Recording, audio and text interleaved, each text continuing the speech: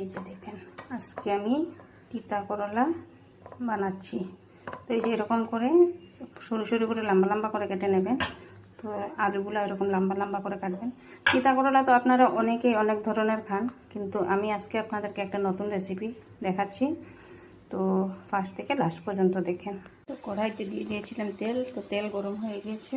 তো এবার ফোড়নে দিয়ে দেবো গোয়ামরিচ, দুটো শুকনো লঙ্কা আর সামান্য একটু গোটা জিরা। এবার আমি এখানে এক এক করে দিয়ে দেব মশলাগুলো। দিয়ে দেব লবণ 5 চামচ থেকে একটু বেশি, দিয়ে দেব এই যে 8 চামচের মতো হলুদ,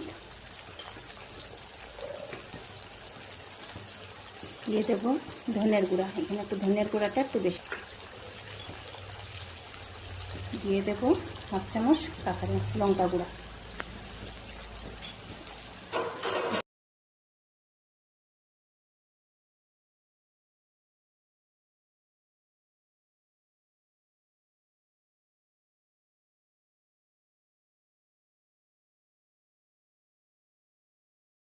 আমি ঢাকনা খুলে তারপর আমি এই যে এভাবে লো ফ্লেমে এরকম ফ্রাই করেছি।